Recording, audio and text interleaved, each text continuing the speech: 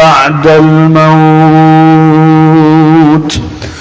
والعاجز من أتبع نفسه هواها وتمنى على الله.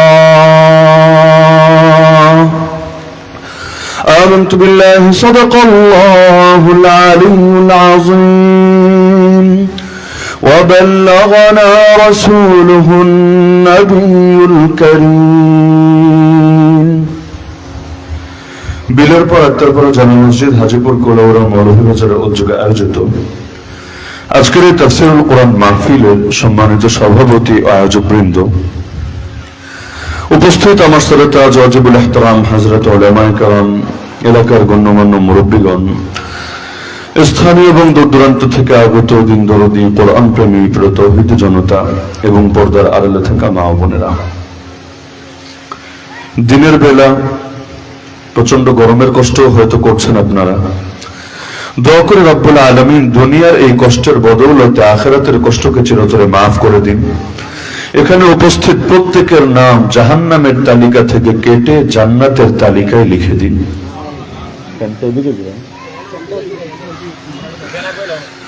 যে আয়াত আমি খুতবার মধ্যে পাঠ করেছি, রব্বুল আলামিন এই আয়াতে মুমিনদেরকে ডেকে ডেকে বলছেন, ইয়া আইয়ুহাল্লাযীনা আমানুত্তাকুল্লাহা হাক্কা তুকাতি, হে ঈমানদাররা আল্লাহকে ভয় করো, ভয় করার মতো ভয় করো।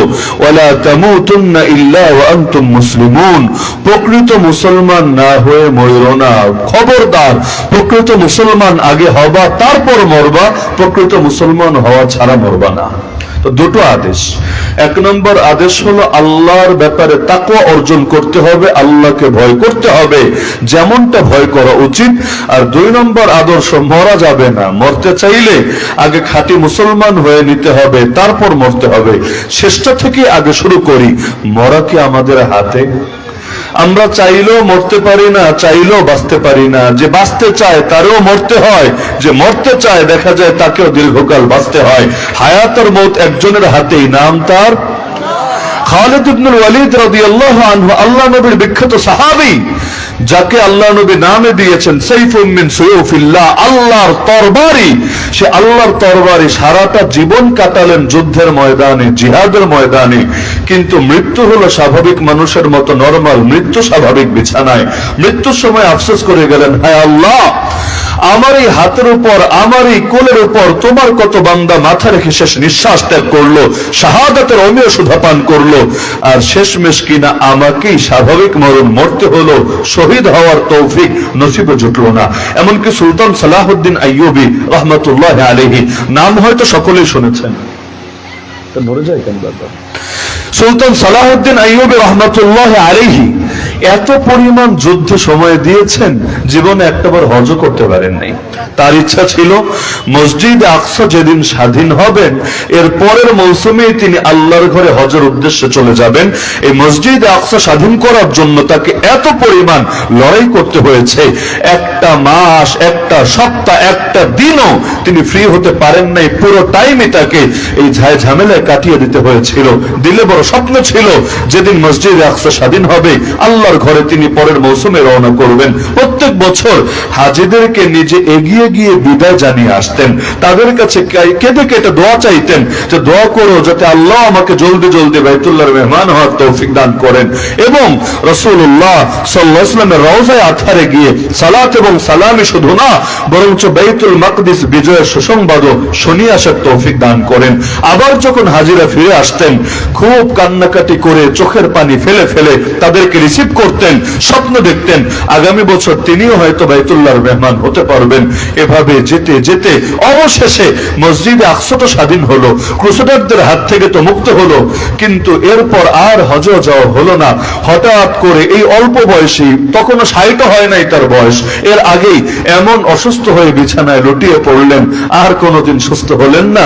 সেখান থেকে লাশ হয়ে কবরে চলে গেলেন। তিনি আফসোস করলেন যে আল্লাহ, গোটা জীবন কাটালাম জিহাদের ময়দানে, যুদ্ধের ময়দানে, কিন্তু আজ আমাকে মরতে হচ্ছে বিছানায় স্বাভাবিক মানুষের মতো করে। তাহলে কি বোঝা যায় এগুলো থেকে? হায়াত কার হাতে, মৌত কার হাতে? সিংহের মতো বাঁচলেও হায়াত কমে না, শিয়ালের মতো বাঁচলেও হায়াত বাড়ে না।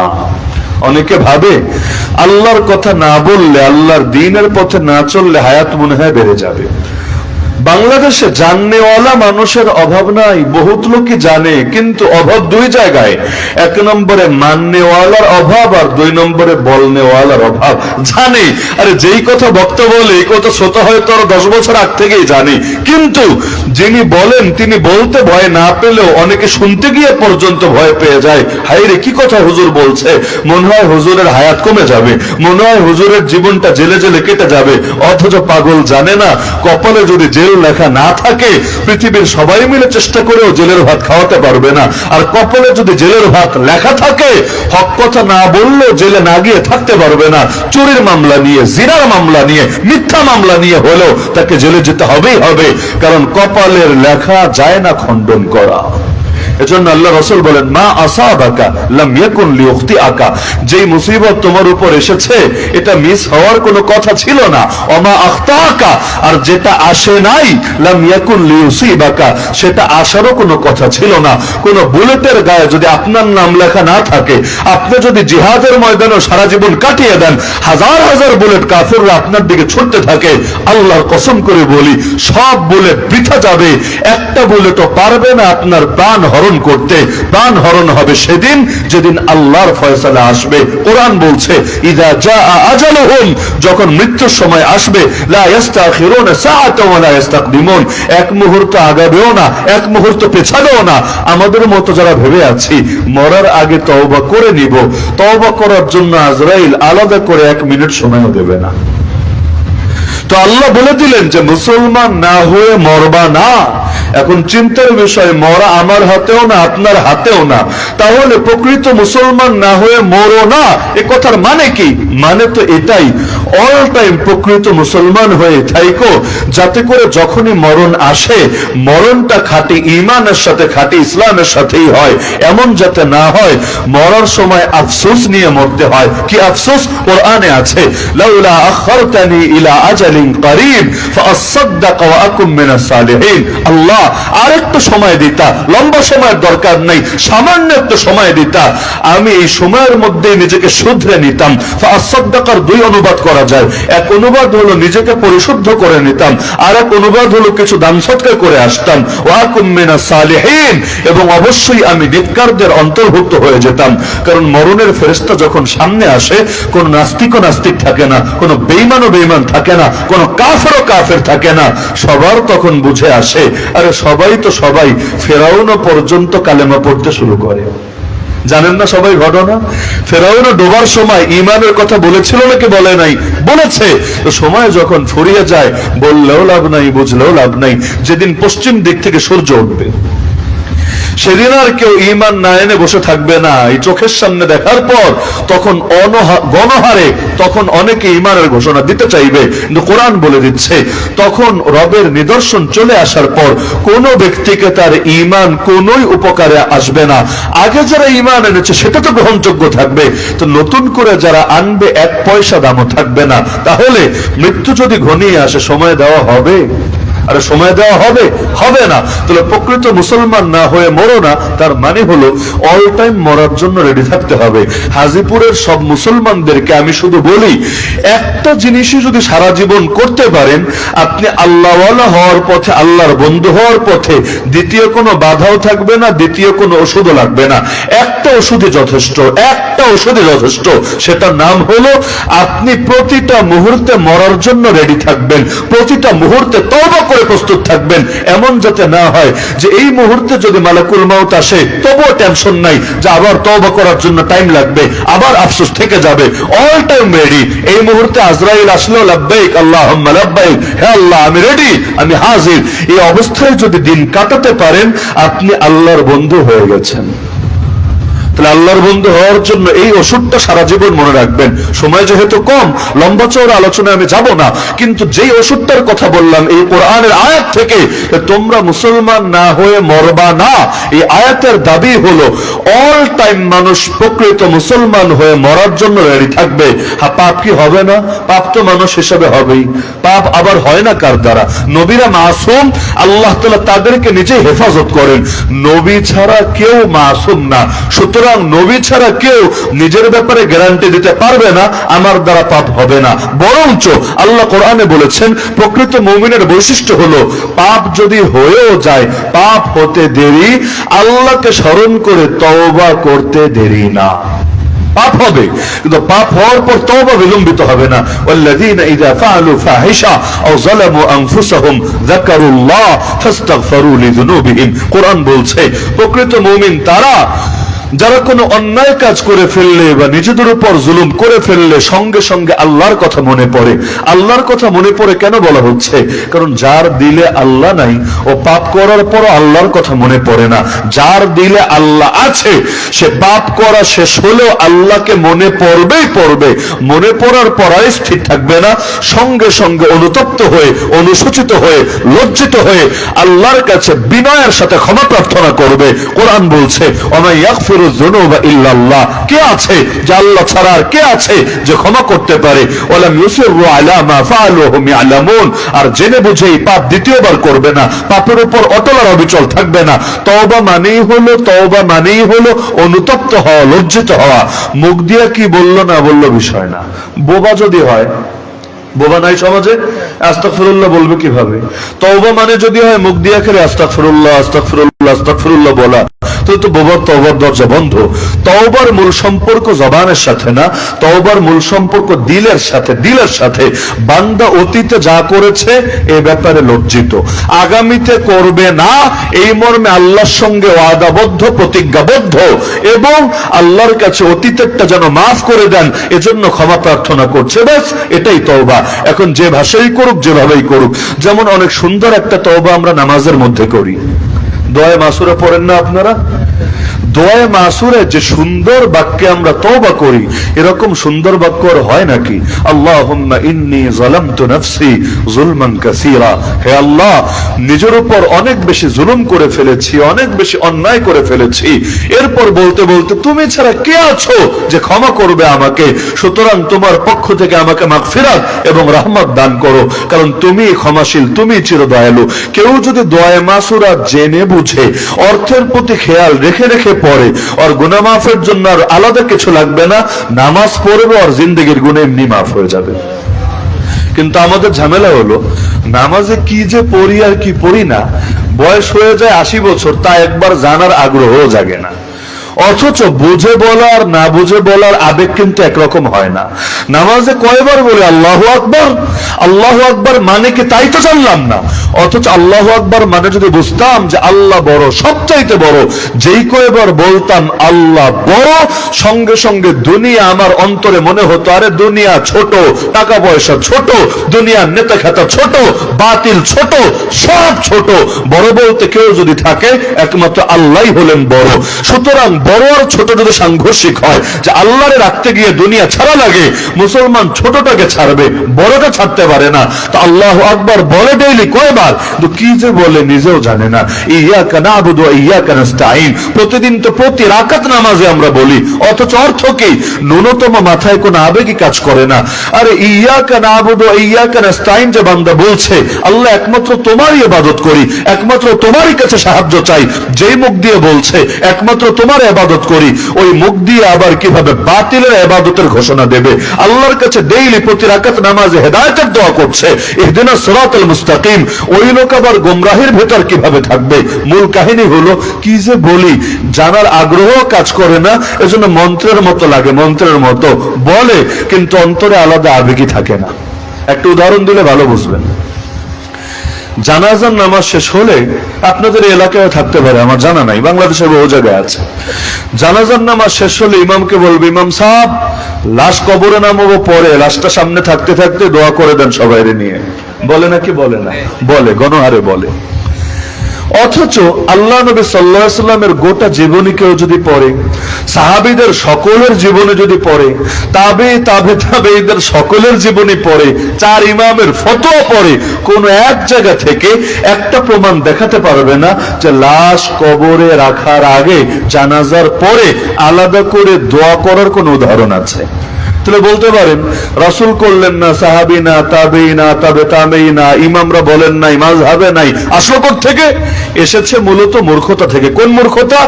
এতক্ষণ নামাজে কি করেছে বলতেই পারে না। জানাজার নামাজে মূল কাজ কি হয় জানেন? জানাজার নামাজের মূল কাজই হলো দোয়া।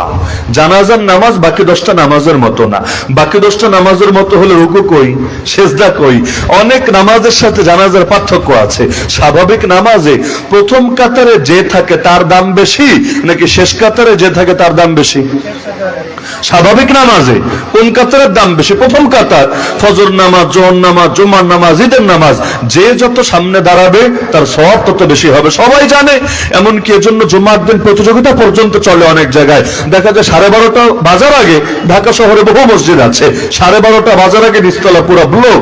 কেউ এসেছে সওয়াব নিতে, কেউ এসেছে এসির বাতাস খেতে, দুইটাই আছে আর কি। কারণ 2তলা 3তলা এসি থাকে না, আর গরমের দিনে কষ্ট হয়। এজন্য আগে আগে আসলে এসির মজাটা পাওয়া যাবে, নামাজে আলাদা তৃপ্তি পাওয়া যাবে। তো ঠিক আছে, কেউ আসলে এসির জন্য, কেউ আসলে আগে ভাগে বয়ান শোনার জন্য। তবে এটা সবাই জানে যে আগে থাকলে সওয়াব বেশি। কিন্তু যে কোনো হুজুরকে জিজ্ঞাসা করেন জানাজার কাতারের ব্যাপারে কি মাসালা, সবাই বলবে জানাজার কাতারে যত পিছে থাকবে তত সওয়াব বেশি, শেষ দিক থেকে সওয়াব শুরু। জানাজার নামাজে যদি সেজদা আর রুকু থাকতো তাহলে তো শিরিকের সঙ্গে মিলে যেত। কারণ সেজদা দিবে কাকে? সামনে একটা মানুষ রেখে যদি সেজদা দেয়, তাহলে দুনিয়ার কোন হিন্দু খ্রিস্টান দেখলেও তো বুঝবে আরে মানুষ মানুষকে সেজদা দিচ্ছে, জিন্দা মানুষকে না দিয়ে মুর্দা মানুষকে দিচ্ছে। তাহলে জানাজার নামাজে হয় কি? আচ্ছা, জানাজার নামাজে আপনারা কি স্বাভাবিক সূরা পড়েন? ইন্না আতাইনাকাল কাউসার, কুল হুয়াল্লাহু আহাদ, এগুলো কিছু পড়েন? পড়েন না। কি করেন? আমি যা করি তা শোনাই, আপনারা কি করেন? মিলে গেলে বললেন। আমরা প্রথম তাকবীর দেই, তাকবীর দেওয়ার পরে সানা পড়ি। সানা মানে কার প্রশংসা? আল্লাহ। সানা শব্দের অর্থই প্রশংসা, এটা আবার ওই মুরগির সানা না, সানা মানে প্রশংসা। তাহলে প্রথমে করলাম আল্লাহর প্রশংসা, এরপর আবার তাকবীর দেই। এই তাকবীরে অবশ্য ঈদের মতো হাত তুলি না, অনেকে আবার পাগল তুলে ফেলে, মানে ঈদের নামাজ, জানাজার নামাজ তালগোল পাকিয়ে ফেলে। জানাজার নামাজে প্রথম তাকবীরের সময় তো হাত তুললেন, তাকবীরে তাহরিমা, এছাড়া আর কোন তাকবীরে হাত তোলে নাকি? হাত তোলে নাকি? তোলে না। ঈদেরটাই তোলে। ঈদ আর জানাজায় পার্থক্য আছে। ঈদেরটাই তুলে অনেকের আবার মাথা খারাপ হয়ে যায়। হাত তোলার পর টেনশনে পড়ে হাত কি বাঁধতে হবে না হাত ছাড়তে হবে। বিশেষ করে লাস্ট তাকবীর যেটা হয়, সর্বশেষ তাকবীর, নিয়মিত প্রতিটা এলাকায় ঈদের নামাজে প্যাচ লাগে। অনেক মানুষ হাত তোলার পরে এতক্ষণ তো ছাড়লো, এতক্ষণ তো ছাড়লো, শেষ তাকবীরের পর কি করবে? এখন দেখবে কেউ ধরে, কেউ আবার ছাড়ে। ইমাম সাহেব আগে ট্রেনিং দেয়, তাও মনে থাকে না, নামাজে দাঁড়ায়া একবার ডাইনে দেখে একবার বামে দেখে, কি হয় না? মনে হয় একবার ডানে দেখে একবার বামে দেখে, ডাইরেক্ট মাথা ঘুরে তো দেখতে পারে না, চোখের কোণা দিয়ে দেখে। যদি দেখে দুই পাশের দুইজন একই রকম আমল করেছে তার খুশি লাগে, যাক এটাই সহি, সবাইকে আর ভুল করবে নাকি। যদি দেখে ডান পাশের জন হাত ছেড়ে দিয়েছে, বাম পাশের জন হাত বেঁধে নিয়েছে, তার মাথার উপর আসমান ভেঙে পড়ে, হায় এবার আমার নামাজের কি হবে? আমি কি ডাইনওয়ালারে মানবো না বামওয়ালারে মানবো? তো এই ভেজাল অবশ্য জানাজার নামাজে নাই, এখানে হাত তোলার কোনো বিষয়ই নাই। তো দ্বিতীয় তাকবীর দিয়ে আল্লাহু আকবার বলার পরে আমরা কি পড়ি?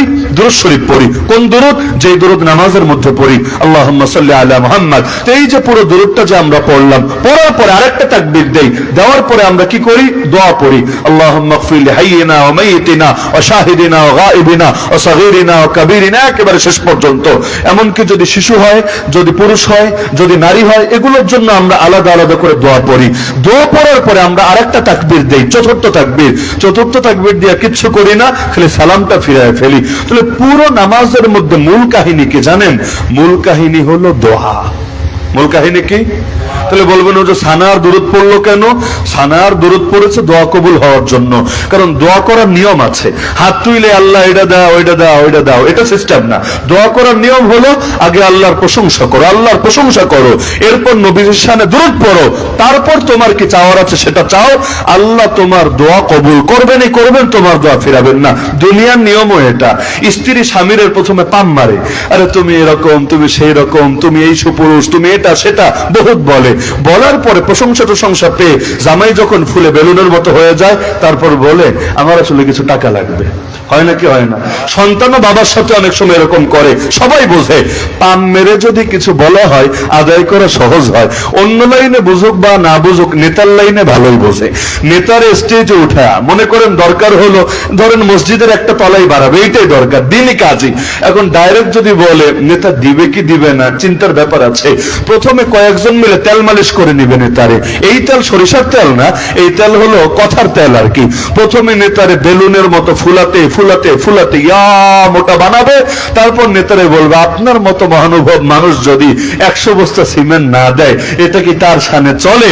নেতাও চিন্তা করে আরে লোকগুলো তো আমার পুরাই ফ্যান, ফ্যান মানে এই ফ্যান না আর কি, ভক্ত, পুরাই ফ্যান।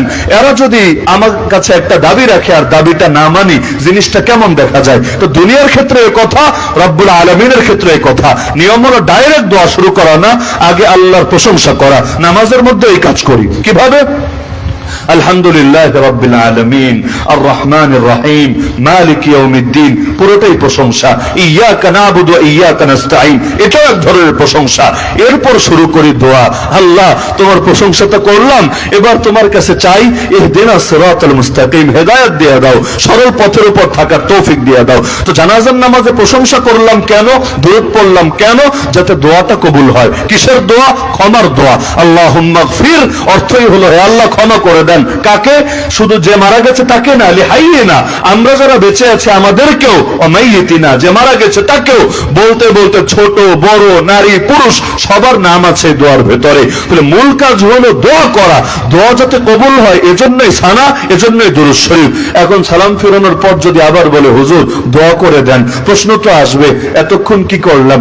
এতক্ষণ কি ললিপপ খেয়েছি যে এখন নতুন করে দোয়া করতে হবে? দোয়া তো হয়ে গেছে। বলবে হুজুর এতক্ষণ আরবিতে মারছেন, এবার বাংলায় মারেন না। অদ্ভুত ব্যাপার। আরবি বাক্যটা হুজুরের আবিষ্কার না, ম্যাড বাই হুজুর না, এটা আল্লাহ রসুলের শিক্ষা দেওয়া দোয়া। আর রসুল নিজের থেকে শিক্ষা দিতে পারেন না, রসুলকে শিখিয়ে দেন কে? আরে দেন কে? আল্লাহ। তাহলে এই দোয়া মূলত কার দেওয়া দোয়া? আল্লাহর দেওয়া দোয়া। তা আমাকে বলেন, আল্লাহর শেখানো দোয়া সুন্দর হবে না আমার বানানো দোয়া সুন্দর হবে? আমি বানায় যতই সুন্দর করে বানাই না কেন, আরে আমি তো বানাবো আমার জ্ঞানের আলোকে, আমার বুদ্ধির আলোকে, আর আল্লাহ দিয়েছেন তার জ্ঞানের আলোকে। কোথায় আল্লাহর জ্ঞান আর কোথায় আমার মতো সল্টু বল্টুর জ্ঞান? তুলনাই তো চলে না। কেউ যদি মনে করে আমারটা আল্লাহটার চাইতে সুন্দর হতে পারে, অর্থ ইমানে ঠিক থাকবে না। তাহলে আল্লাহর দেওয়া বাক্য দিয়ে দোয়া করা হলো, এরপর আবার বাংলায় দোয়া করতে হবে, এই কথা তোমাকে শিখালো। এখন বলবে আবেগ দিয়ে, কেন দোয়া একটা করে দিলে কি সমস্যা? পয়সা দিব না, 100-200 পকেটে দিয়ে দিব, দোয়া একটা করে দেন না, দোয়া নিয়ে কি সমস্যা? সমস্যা আসলে হুজুরের না, সমস্যা হলো লাশের। সমস্যা কার? বলবেন লাশের আবার কি সমস্যা? আচ্ছা, মাছ যদি পানি থেকে উঠিয়ে ডাঙ্গায় রাখা হয়, মনে করেন আজকে আপনারা চিন্তা করলেন এত সুন্দর একটা বড় মাহফিল হচ্ছে, মাছেরাও মাহফিল শুনুক, এজন্য মাছ ধরে ধরে এখানে প্যান্ডেলে এনে বসিয়ে দিলেন। এতে কি মাছ আরাম পাবে না কষ্ট পাবে? আরে আরাম পাবে না কষ্ট পাবে? এসি রুমে নিয়ে যদি রাখেন তাতেও কিন্তু কষ্ট পাবে। মাছ শান্তি পাবে কোথায় রাখলে? পানিতে রাখলে। সেই পানি যেখানের পানি হোক না কেন, খাল বিল নদী নালা, ওই পানিতে শান্তি পাবে। আপনার এসি রুমে এনে খাটের উপরে শুয়ে দিলেও মাছ শান্তি পাবে না, অশান্তি পাবে। তো জীবিত মানুষ মাটির উপরে শান্তি পায়, মরা মানুষ মাটির নিচে শান্তি পায়। যত দেরি করে কবর দেওয়া হয় তত বেশি কষ্ট হতে থাকে। বলতে তো পারে না, না হলে মিছিল শুরু করতো, তাড়াতাড়ি আমাকে সব মাটির নিচে। কারণ মাটির মানুষ মাটির ভেতরে সুন্দর। যতক্ষণ প্রাণ ছিল ততক্ষণ উপরের সাথে আকর্ষণ ছিল, প্রাণ শেষ, এবার যত দেরি করে রাখা হয় তত কষ্ট হয়। অনেক পাগল আছে এমন, নিজে থাকে বিদেশে, বাবা মারা গিয়েছে, মা মারা গিয়েছে, ফোন দিয়ে বলে 3 দিন ফ্রিজিং করে রেখে দাও, বরফের ভেতর থাকুক, এরপর আমি আসবো, লাশ দেখবো, তারপর তোমরা কবরে শুয়াবা। আচ্ছা তুমি দেখলে কি হবে? তুমি দেখলে তোমার মনে একটু ভালো লাগবে, একটু আবেগ কাজ করবে, কিন্তু তুমি কেমন পুত্র যে নিজের ভালো লাগার জন্য নিজের বাপকে কষ্ট দিতে পারে? আরে তোমার ভালো লাগলে কি না লাগলে কি, তুমি তো বিকল্প মাধ্যমে তোমার মোবাইলে ছবি আছে সেটাও দেখতে পারো। কিন্তু এই যে বাপের যে কষ্ট হবে 3টা দিন, এই কষ্টের দায় কে নেবে? সেই সন্তান আবার কেমন সন্তান যে জেনে বুঝে নিজের বাপে কষ্ট দেয়? এজন্য আল্লাহ নবীর জামানে আদর্শ ছিল, যার যেখানে মরণ হবে তাকে সেখানে কবর দেওয়া হবে। আমেরিকায় মরেছে, লাশ বাংলাদেশে আনা হবে না, নবীজির আদর্শ না। আরে উহুদের ময়দান আর মদিনা কয় কিলো দূর? যারা হজে গিয়েছেন চিনবেন, উহুদ কোথায়, মদিনা কোথায়, কত হাজার মাইল দূর। বর্তমানের বিবেচনায় এই দূর তেমন দূরই না। কিন্তু উহুদের ময়দানে যারা শহীদ হলো, আল্লাহ নবী তাদের লাশ মদিনায় আনা নাই, তাদেরকে সেখানেই দাফনের ব্যবস্থা করেছেন। কেন? কারণ নিয়মই এটা, যত তাড়াতাড়ি দাফন করা যাবে ততই ভালো হবে। আলহামদুলিল্লাহ আমরা উলামায়ে কেরামের মধ্যে চর্চা দেখেছি, দেখা যাচ্ছে সন্ধ্যার আগ দিয়ে ইন্তেকাল করেছে, আলহামদুলিল্লাহ রাতের মধ্যে জানাজা শেষে সুন্দরভাবে কাফন দাফন করে দিয়েছে। মানুষ কম হলো না বেশি হলো এটা মুখ্য বিষয় না, কিন্তু যত তাড়াতাড়ি রাখবে এতেই তার জন্য তত আরাম হবে। এখন নিয়ম হলো জানাজার পরে লাশ দেখানো উচিত না, লাশ দেখাতে হলে আগে আগে মানে বুঝতে পারছেন, জানাজা হওয়ার আগে মানুষ থাকে না, তখন দেখাও, দেখে যাও। তো জানাজা হওয়ার পর যত তাড়াতাড়ি পারবেন নিয়ে কবরে শুয়ে দিবেন। বলবেন হুজুর মাইয়েতের দোয়ার দরকার নেই, অবশ্যই আছে, কবরে লাশটা রাখেন, এরপর কত দোয়া করতে মনে চায় আপনি করেন। যদি নিজের দোয়ার ভান্ডার ফুরিয়ে যায়, প্রয়োজনে ইউটিউব থেকে দোয়া বের করে মাইকে চালায় দেন, এরপর সঙ্গে আমিন আমিন বলেন, বলতে বলতে 10 ঘন্টা 20 ঘন্টা বলেন, কেউ কোনো ফতোয়াবাজি করবে না, কেউ কোনো আপত্তি করবে না। কিন্তু মাইয়েতরে কবরে না রেখে তাকে কষ্ট দেওয়ার অর্থ হয় না। আবেগ দিয়ে কি ইসলাম চলবে? যুক্তি দিয়ে কি ইসলাম চলবে? যুক্তি দিয়ে যদি ইসলাম চলতো, ইবলিসের পাপ কি ছিল? ইবলিসও তো যুক্তি দিয়েছিল আল্লাহর সামনে, কিন্তু ইসলাম চলবে নবীর দেখানো তরিকা অনুসারে। আমার কাছে ভালো মনে হলেই ভালো না, নামাজ পড়া ভালো না খারাপ? আরে ভালো না খারাপ? কিন্তু যখন সূর্য ওঠে, যখন ডোবে, যখন ঠিক মাথার উপর থাকে, এই 3 টাইমে নামাজ পড়লে সওয়াব হবে না গুনাহ হবে? রোজা রাখা ভালো না খারাপ?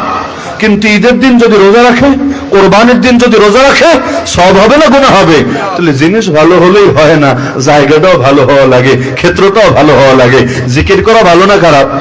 আরে ভালো না খারাপ? এখন নামাজের মধ্যে একজনের রেস্কো চলে আসলো, এখন ইমাম সাহেব কেরাত পড়ছে, সে নামাজের মধ্যে লা ইলাহা ইল্লাল্লাহ জিকির শুরু করে দিয়েছে। একজন হাঁচি দিয়েছে, সে আলহামদুলিল্লাহ ইয়ারহামুকাল্লাহ বলা শুরু করে দিয়েছে। এতে ভালো হবে না নামাজও বরবাদ হবে? তাহলে সব জিনিসের জায়গা আছে। যখন আরবি খুতবা চলে, আমরা কিন্তু আরবি বুঝি না, কয়জন বুঝে আরবি? কিন্তু যখন আরবি খুতবা চলে, ওই সময় কথা বলাও জায়েজ নাই, ওই সময় জিকির করাও জায়েজ নাই, ওই সময় দান সদকা কালেকশন করাও জায়েজ নাই। আগে করো বা পরে করো, বোঝো বা না বোঝো। নামাজের মধ্যে যেমন কথাবার্তা চলে না, যখন খুতবা চলবে তখনও কথা বলা যাবে না। এমনকি নবীর হাদিসে আছে, কেউ যদি বলে ওরে চুপ কর চুপ কর, এই বাক্যটাও মুখ দিয়ে বলা যাবে না। হ্যাঁ, ইশারা দেন অথবা অন্যভাবে থামান, কিন্তু বাচ্চাদেরকে ধমক দেওয়ার জন্য মুরব্বী বললো এবারে চুপ কর, খুতবা চলে, এতেও গুনাহ হবে। খুতবার সময় কোনো কথাই বলা যাবে না। ইসলাম যুক্তি দিয়ে চলবে না, ইসলাম চলবে দলিল দিয়ে, কোরআন এবং হাদিসের কথা দিয়ে। তাহলে বলছিলাম যে প্রতিটা মুহূর্তে মরার জন্য রেডি থাকতে হবে, ইনশাআল্লাহ সুম্মা ইনশাআল্লাহ। তাহলে প্রকৃত মুসলমান হয়ে মরা যাবে, আয়াতের উপর আমল হবে। ছোট্ট একটা ঘটনা শোনাই বোঝার সাথে। এমনি একটা মূলনীতি হলো, বিশেষ করে যুবক ভাইদেরকে বলছি, শয়তানের সবচাইতে বিষাক্ত তীরের নাম হলো কুদৃষ্টি। কুদৃষ্টি বুঝেন? চোখ দিয়ে এমন কিছু দেখা যে দেখাকে আল্লাহ হারাম করেছেন। এটাকে হাদিসে বলা হয়েছে শয়তানের বিষাক্ত তীর। গায়ের মধ্যে বিষাক্ত তীর লাগলে জান যায়, দিলের মধ্যে বিষাক্ত তীর লাগলে ঈমান যায়। আল্লাহর রাসূল জানিয়েছেন আল্লাহর পক্ষ থেকে যে কেউ যদি আল্লাহর ভয়ে নিজের নজরকে হেফাজত করে, কোন দিকে তাকানোর সুযোগ আছে, সুন্দরী সামনে এসেছে চাইলেই তাকাতে পারে, তারপর আল্লাহর ভয়ে দৃষ্টিকে অবনত রাখে, আল্লাহ নিজে বলেছেন আবদালতুহু ঈমানান ইয়াজিদ হালাওয়াতাহু ফি কলবি, আমি তার অন্তরে ঈমানের স্বাদ এমন ভাবে ঢেলে দেব, অন্তরের হালতকে ঈমান দ্বারা এমন ভাবে পরিবর্তন করে দেব, যার মজা যার মিষ্টতা সে অনুভব করবে। ঈমানেরও মজা আছে, খালি বিরানের মজা নাই, খালি জিলাপির মজা আছে এমন না, ঈমানেরও মজা আছে। যেই মজা অনুভব করার জন্য কিছু যোগ্যতা লাগে, এর মধ্যে একটা যোগ্যতা হলো নজর হেফাজত করা লাগে। যারা নজরের লাইনে গুনাহ করে, ওরা যদি কসম খেয়ে বলে না যে নামাজে মজা পাই, জিকিরে মজা পাই, তেলাওয়াতে মজা পাই, তাও বিশ্বাস করব না, বলবো তুই মিথ্যা কসম খাচ্ছিস। কারণ দুই বিপরীত জিনিসের মজা একসঙ্গে আসবে না, আসতে পারে না। নেশার মজা যে পেয়েছে, মাদকের মজা যে পেয়েছে, তার কাছে ওটাই মজা লাগবে, এর বিপরীত ভালো জিনিসটা মজা লাগবে না। আর যে ভালোটার মজা পেয়েছে, ও নিজে তো এগুলোর ধারে কাছে যাবে না, গন্ধ সহ্য করতে পারবে না। যারা বিড়ি খায় না, বিড়ির গন্ধ সহ্য করতে পারে না। আর যারা খায়, রমজানে এসেও মাসালা জিজ্ঞাসা করে, হুজুর বিড়ি খেলে তো রোজা ভাঙবে না নাকি? কেন? এটা তো খাবারও না, এটা তো পানিও না, এটা তো ধোয়া খেলে কি আর রোজা ভাঙে? এমন মাসালার জবাবও আমাদের দেওয়া লাগে। এমনকি ইফতার শেষ করতে দেরি, টান একটা দিতে দেরি না। আরে ভাই টানবি ভালো কথা, তাই বলে বাথরুমে বৈশাও কি হয় না? কি হয় না? বাথরুমে পর্যন্ত গন্ধে, এমনকি মসজিদের টয়লেটে পর্যন্ত অনেক সময় গন্ধে যাওয়া যায় না, এই জায়গাটাও পর্যন্ত গিয়ে টানা লাগে, না হলে নাকি লাইনে ক্লিয়ার হতে চায় না। তো বলছিলাম যে নজর, একটা নজর, আমি তো চিকিৎসা বলছিলাম যে প্রতি মুহূর্তে মরার জন্য রেডি থাকতে হবে। এখান থেকে সরলে কি হয় এটা বোঝার জন্য সেরকম একটা ঘটনা টানি। ইমাম ইবনুল জাওজি রাহমাতুল্লাহ আলাইহি, প্রসিদ্ধ ইমাম, তার একটা কিতাব আছে, কিতাবের নাম জাম্মুল হাওয়া। এই কিতাবের মধ্যে তিনি ঘটনাটা লিখেছেন। বাগদাদ শহরে, বাগদাদের নাম শুনেছেন তো আপনারা, বাগদাদ শহরে, সেই ইরাকের রাজধানী, একজন মুয়াজ্জিন সাহেব ছিলেন যিনি লাগাতার 40 বছর আজান দিয়েছেন। ভাবতে পারেন 40 বছর আজান। কিয়ামতের দিন মুয়াজ্জিনদের গর্দান হবে সবচাইতে উঁচা, সবাই দেখে চিনতে পারবে সুবহানাল্লাহ সে মুয়াজ্জিন। আল্লাহকে রাজি আর খুশি করার জন্য কেউ যদি আজান দেয়, স্বেচ্ছায় আজান, মানে মুয়াজ্জিনের চাকরি নেই, এমনি মুরব্বীরা অনেক সময় দেয়, আল্লাহকে রাজি আর খুশি করার জন্য যদি দেয়, কোরআন জানাচ্ছে তার চাইতে উত্তম কে হতে পারে যে মানুষকে আল্লাহর দিকে ডাকে। এর অন্যতম ব্যাখ্যা হলো এই মুয়াজ্জিনরা যারা মানুষের মধ্যে শ্রেষ্ঠ জাতিতে পরিণত হয়। এমনকি ইমামের নামাজ ছোটে, মুয়াজ্জিনের ছোটে না। ইমামের কিভাবে ছোটে? হয়তো বাড়ি থেকে আজকে আসতে পারে নাই, হয়তো ঝামেলা আটকে গিয়েছে, কিন্তু মুয়াজ্জিন তার দায়িত্ব তো আজান দেওয়া, আজান না দিলে এলাকায় আগুন লেগে যাবে। ইমাম না থাকলে মুয়াজ্জিন নামাজ পড়ায় নিবে, কিন্তু দেখা যায় মুয়াজ্জিনও যদি না থাকে, ইমামও নাই মুয়াজ্জিনও নাই, অবস্থাটা কি হবে? তো সাধারণত মুয়াজ্জিনদের জামাত ছোটে না, বাস্তব নয় কি অবাস্তব? সাধারণত মুয়াজ্জিনদের জামাতও ছোটে না। 40টা বছর ইবাদত করেছে, সবাই তাকে চিনতে এক নামে, নাম ছিল সালেহ, নাম ছিল সালেহ, কিন্তু সবাই চিনত সালেহ আল মুআজ্জিন নামে। হঠাৎ করে একদিন আজান দেওয়ার জন্য মসজিদের মিনারায় উঠেছে। ওই সময় তো মাইক ছিল না, ওই মিনারার উপরে উঠে আজান দিত। মিনারা কিন্তু বানানো হতো এজন্য উপর থেকে যদি আওয়াজ দেয় আওয়াজটা বেশি দূরে যাবে। আর হাইয়া আলাস সালাহ বলার সময় ডান দিকে তাকাতে হয়, হাইয়া আলাল ফালাহ বলার সময় বাম দিকে তাকাতে হয়, যাতে করে খালি আওয়াজ সামনেই না যায়, ডানে বামে আওয়াজটা পৌঁছে যায়, ব্যাপকভাবে আজান ছড়িয়ে যায়। এমনকি কিয়ামত পর্যন্ত মাসালা এটাই থাকবে যে যদিও মাইক এসেছে, আধুনিক প্রযুক্তি এসেছে, কিন্তু আজানটা বাহির থেকে দেওয়াটাই উত্তম। এজন্য অনেক মসজিদে দেখবেন মসজিদের মূল সামনে অংশে মাইক রাখে না, মাইক রাখে মুয়াজ্জিনের রুমের মধ্যে, অথবা মাইক রাখে আলাদা কোনো অংশে। বাইরে তো আবার রাখার সুযোগ নাই, না হলে চোর মামারা নিজের মতো মনে করে, আপন মনে করে আবার নিয়ে যাবে। বাইরে তো রাখার সুযোগ নাই, নিরাপদ জায়গায় রাখতে হবে। তবে আমাদের বুজুর্গরা এবং অতীতের পূর্বপুরুষরা যেহেতু আজান দিতেন বাইরে, এজন্য মসজিদের মাইকটা এমন জায়গায় রাখা উত্তম যেটা মসজিদের মূল অংশ না, ইমামের রুম, মুয়াজ্জিনের রুম, সিঁড়ির নিচের রুম, এই জাতীয় কোন জায়গায় হলে ভালো। তবে মসজিদের ভেতর থেকে দিলেও নাজায়েজ না, পাপ না, সমস্যা না। তবে উত্তম আর অনুত্তমের ব্যাপার আর কি, উত্তম হলো বাহির থেকে দেওয়া। তো সালেহ আল মুআজ্জিন মিনারে উঠেছেন আজান দেওয়ার জন্য। মসজিদের একদম লাগোয়া ছিল এক খ্রিস্টানের ঘর। সেই খ্রিস্টান লোকের অনিন্দ সুন্দরী যুবতী এক মেয়ে ছিল। যখন উঠলো মিনায় আজান দিতে, আজান শুরু করার আগে হঠাৎ করে তার নজর সেই বাসার দিকে পড়লো। মেয়েটা বাইরে কাজ করছিল, নজর তার দিকে পড়ে গেল। নজর এমন এক জিনিস, কোন নজর যে আপনার অন্তরকে অস্থির করে তুলবে, কোন নজর যে আপনাকে চূড়ান্ত ফিতনায় ফেলে দিবে, আপনিও বুঝতে পারবেন না, টের পাওয়ার কোনো সুযোগও নাই। জীবনে কুদৃষ্টিপাত হয়তো হাজারটা হয়েছে, কিন্তু এক কুদৃষ্টিপাত এমন ক্ষতি করেছে, নামাজও শান্তি নাই, বাপ মায়ের সাথে কথা বলতেও ভাল লাগে না, কোনো কিছু করতেই ভাল লাগে না, পড়াশোনার মনোযোগ নষ্ট হয়েছে, এমনও হয়ে থাকে। তো কখন যে কার কি হবে আল্লাহ ভালো জানে। এমনি তো আল্লাহ দোয়া শেখান নাই, রব্বানা লা তুজিগ কুলুবানা বাদা ইদ হাদাইতানা, হে আল্লাহ একবার হেদায়েত দেওয়ার পরে অন্তরটাকে আর বাঁকা পথে নিয়েন না।